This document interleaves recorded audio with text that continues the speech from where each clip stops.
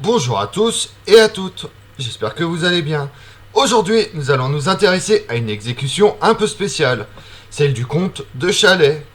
Condamné à mort pour avoir conspiré contre Louis XIII, la tête posée sur le billot, le jeune comte aura 1000 fois le temps de formuler sa dernière volonté. Vous voulez en connaître plus sur son exécution tournant au massacre? Venez avec moi. Ce jeune homme de 17 ans est le seul héritier du trône à ce moment. Le roi, n'ayant pas encore d'héritier, imposer une alliance à son frère permet de mettre fin à tout rapprochement avec des puissances étrangères, notamment l'Espagne, et de mieux contrôler son frère.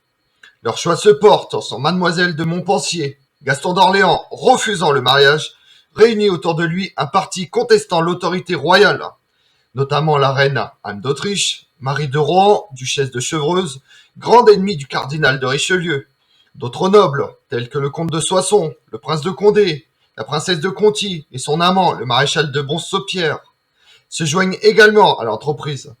Les demi-frères de Louis XIII et de Gaston d'Orléans, César de Vendôme, duc et gouverneur de Bretagne, et Alexandre de Vendôme, grand prieur de France, s'impliquent également. Tous veulent écarter le cardinal de Richelieu et limiter le pouvoir de Louis XIII. Le comte de Chalais ayant participé à un duel qui sont interdits par Louis XIII et le cardinal de Richelieu, immédiatement la conspiration soutient le comte de Chalais contre la justice royale. En 1626, la duchesse de Chevreuse cherche à le séduire, afin de profiter de sa proximité avec le roi. Le comte de Chalais tombe sous son charme et se rapproche encore un peu plus du parti de Gaston d'Orléans et des comploteurs. Un projet est élaboré pour assassiner le cardinal de Richelieu lors de sa visite auprès de Gaston d'Orléans. Le comte de Chalais est chargé d'assassiner le cardinal. Il demande au comte de Chalais d'espionner la conjuration tout en préparant l'arrestation des protagonistes.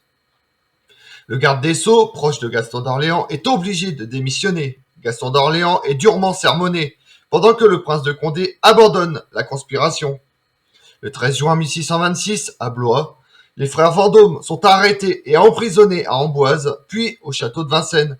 Constatant le vent tourner, Gaston d'Orléans se réconcilie avec son frère et accepte l'idée du mariage. Mais le comte de Chalais, loin de faire profil bas, s'implique davantage dans le complot. Le commandeur de Valençay prévient Richelieu du nouveau changement de camp du comte. Ce dernier contacte successivement le marquis de la Valette, gouverneur de la ville de Metz, puis le père de celui-ci, le duc d'Épernon. À Nantes, Gaston d'Orléans, constatant la mauvaise tournure des événements, avoue tout sur l'affaire et dénonce le comte de Chalais comme l'auteur de la conspiration. À Nantes, le 19 août 1626, une foule immense est massée sur la place du Beaufroid, devant la porte du château royal, se dresse un échafaud. Henri de Talleyrand, comte de Chalais, condamné pour avoir projeté d'assassiner le cardinal de Richelieu, s'apprête à gravir les marches. Enfin, il paraît entre deux rangées de soldats accompagnés d'un prêtre. Calmement, il monte à l'échafaud et ne marque qu'une légère émotion que lorsque le bourreau lui coupe sa très belle moustache. Mais foin de coquetterie, il n'espère plus qu'en la rapidité de son exécution. Ne me faites pas languir, dit-il au bourreau qui lui bande les yeux, avant d'abattre son épée. Mais stupeur, le comte de Chalais a toujours sa tête. 4 nouveaux coups, et elle tient toujours, tandis que le supplicié souffle un ultime Jésus-Maria.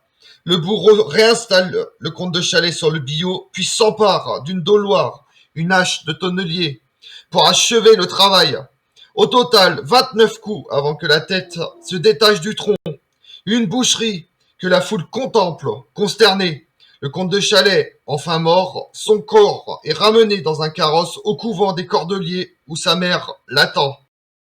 Jusqu'au dernier instant, la mère du comte de Chalais a espéré la grâce de Louis XIII, venu à Nantes pour le procès accompagné du cardinal de Richelieu. Le roi a repoussé ses prières malgré les grands services que sa famille avait eus envers la couronne de France. Pour gagner du temps et donner à sa majesté celui de la réflexion, la famille et les amis de Chalais décident que l'exécution n'aura pas lieu, faute d'exécuteur. Et c'est ainsi que le bourreau de Nantes et ses ascenseurs, soudoyés et menacés, furent introuvables le jour prévu. Furieux, Louis XIII ordonne le recrutement d'un bourreau parmi les criminels incarcérés au château.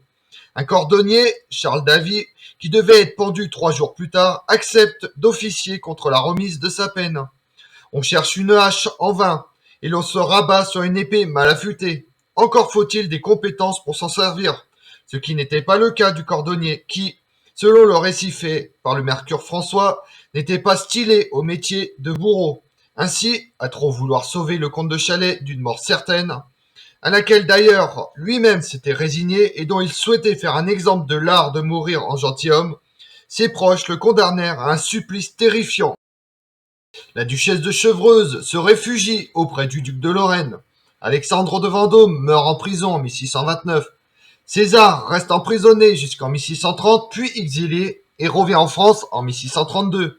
Le maréchal de Bons-Saupierre et la princesse de Conti furent disgraciés qu'après la journée des dupes en 1631, Gaston d'Orléans se marie avec mademoiselle de Montpensier, qui décédera en couche l'année suivante, ne laissant qu'une fille, la grande mademoiselle, ce qui permit aux intrigues concernant monsieur de reprendre peu après. En retour, la flexibilité du roi et de son ministre convainc tous ceux qui n'étaient pas persuadés de la culpabilité du comte de Chalais de la nécessité de continuer la lutte contre la montée de l'absolutisme monarchique. Henri de Montmorency et le marquis de Saint-Marc payeront aussi de leur tête leur rêve d'une monarchie contrôlée par les grands nobles. Quant à Gaston d'Orléans, compromis dans plusieurs complots, il ne la conservera qu'en raison de son statut de frère du roi.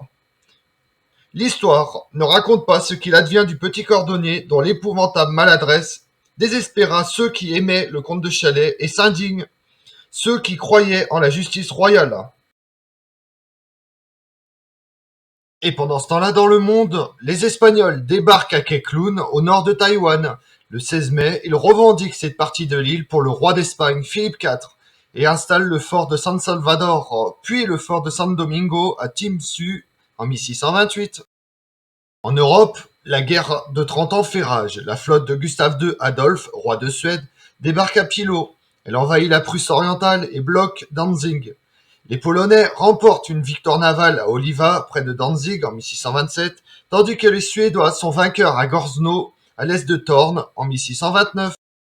L'armée catholique du comte de Tilly écrase les Danois conduits par Christian IV, roi de Danemark. À la bataille de Luther, les troupes danoises sont repoussées en Jutland. Gustave II Adolphe, roi de Suède, poursuit sa guerre contre la Pologne. Il est victorieux des Polonais à Mieux. Il cherche à s'allier à la Russie contre la Pologne. Comme on l'a vu, à trop vouloir sauver la vie d'un proche, parfois cela peut avoir l'effet inverse et lui causer des douleurs et des souffrances immenses. Si la famille du comte de Chalais avait laissé le bourreau professionnel faire son office, cela aurait épargné bien des souffrances au comte de Chalais. Je vous remercie d'avoir suivi cette vidéo en ma compagnie. Si vous voulez connaître mes autres vidéos, retrouvez-moi sur ma chaîne YouTube Tout sur l'Histoire avec Damien et ma page Instagram Histoire Damien, et pensez à liker, commenter et vous abonner. Je vous remercie à tous.